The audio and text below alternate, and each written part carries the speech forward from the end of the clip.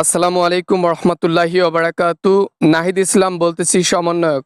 Sorry, এখন আর সমন্বয়ক নাই, পদত্যাগ করেছি। আমি সাধারণ জনগণ, ছাত্র জনতার মধ্যে থেকে একজন নাহিদ ইসলাম বলতেছি। ওয়ালাইকুম আসসালাম রহমতুল্লাহি ওবারাকাতু। আমি ওবায়দুল কাদের বলতেছিলাম।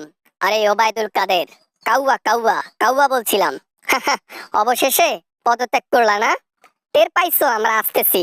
আরে কাউয়া, সেই জন্য পদত্যাগ করি নাই, জনগণের পাশে রাস্তায় দাঁড়াবো এই জন্য পদত্যাগ করছি। ভালো কাজে লিপ্ত থাকবো এই জন্য পদত্যাগ করছি। যেটা নেতা হয়ে করে দেখাতে পারি নাই, সাধারণ জনগণ হয়ে দেখাইছি। ইস, সেই দিনে যদি আমরা তোমাকে বিদায় করে দেই দুনিয়া থেকে, তাহলে আজকে এই মুসিবতে পড়তে হইতো না। তোমাদের 5-6 জনকে সেই দিনে যদি আমরা গুম করে দিতাম, আজকে এই পজিশনে আমরা আসতাম না। এখন আমাদের দুঃখ কষ্ট। কাউয়া কাদের দুঃখ কষ্টর দেখছো কি? 16টা বছর জনগণকে দুঃখে কষ্টে রাখছিলা, এখন নিজেই দুঃখে কষ্টে আছো। এটার একটা বিচার হবে না? সঠিক বিচার এখনো হয় নাই, হবে, সময় হলে টের পাবেন। আমরা দেশের মধ্যে আর ফিরবো না তো। দেশের মধ্যে আমাদের কোনো কাজ নেই। মোটা অঙ্কের টাকা একেবারে বিদেশে আনছি। এই টাকা আমি খাবো, আমার বংশের প্রতিটা লোক হাজার হাজার বার খাইতে পারবে, তাও টাকা শেষ হবে না। মানুষ শেষ হয়ে যাবে গোষ্ঠীর। ওই টাকা সুদের টাকা, ওই টাকা দুর্নীতির টাকা, ওই টাকা অশ্লীল টাকা, ওই টাকা হচ্ছে কালা টাকা, ওই টাকা সাধারণ জনগণের টাকা। এটা কখনো হালাল হবে না। জাহান্নামে গিয়েও হিসাব দিতে হবে আপনাকে। মরার পর আল্লাহ তাআলা জিজ্ঞেস করবে, কোন টাকা খাইছিস দুনিয়ায়? তখন কি বলবি? জনগণের টাকা খাইছি। না, মানে দুর্নীতি করে টাকা কামাইতেও কিন্তু কষ্ট লাগে। এজন্য দুর্নীতির টাকা আসলে কালো টাকা না, এটা সাদা টাকা।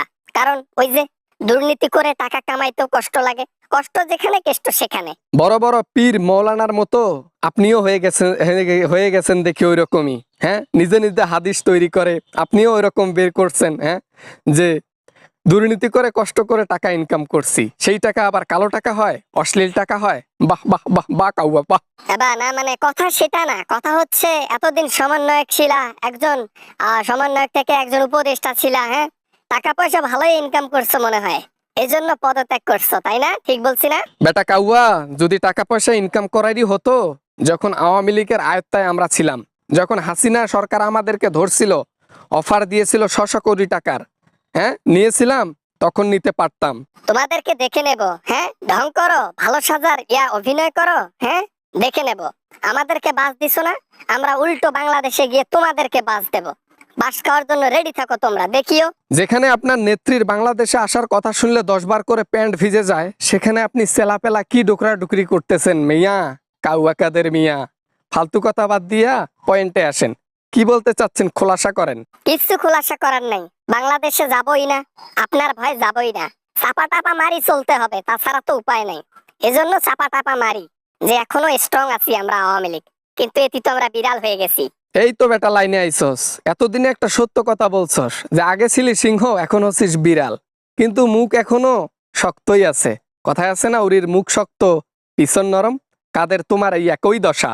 যে টাকা কামাইছে এই টাকা দিয়ে জীবন যাপন করে শেষ করতে পারবো না। দূর মিয়া, রাখ তোর রাজনীতি, রাখ তোর বাংলাদেশ। নেত্রী গিয়া পিছন মারা দেখ, ওগুলা দেখার সময় নেই। কোন রকমে ছেড়ে আসছি দেশ বাবারে, জীবন বাঁচায়, এটাই অনেক। তাই নাকি? আর বেশি দিন খাইতে পারবা না তো। কোনো না কোনো একদিন বাংলাদেশের জনগণের হাতে পড়তেই হবে, বিদেশে হোক আর দেশেই হোক। আর সেই দিন তুমি পালানোর পথ পাবা না কাউয়া কাদের মিয়া। রাখলাম ফোন, রাখলাম। প্যান্টে মুতে দিয়েছি, ফোনটা রেখে দিলাম, বাই। জনগণের হাতে পড়লা না, তাতেই প্যান্ট ভিজে গেছে? ঠিক আছে, বাই। অরিজিনাল একদিন পরবা, সেই দিন খাবা বাস। বাই। আসসালামু আলাইকুম বন্ধুরা, পিছনের ভিউটা কিরকম? মাশাআল্লাহ, অনেক সুন্দর ফুল ফুটছে, সরিষা ফুল। যাই হোক, মেন কথায় আসি। ভিডিও কেমন লেগেছে তা কমেন্ট করে জানাবেন। আর ভিডিও ভালো লাগলে অবশ্যই একটা লাইক করবেন, বন্ধুদের সাথে শেয়ার করতে ভুলবেন না। আর দেখা হবে এরকম হাসির ভিডিও এবং আমেজিং ভিডিও নিয়ে আবারও আপনাদের সঙ্গে। ততক্ষণ পর্যন্ত সবাই ভালো থাকবেন, সবাই সুস্থ থাকবেন। খোদা হাফেজ।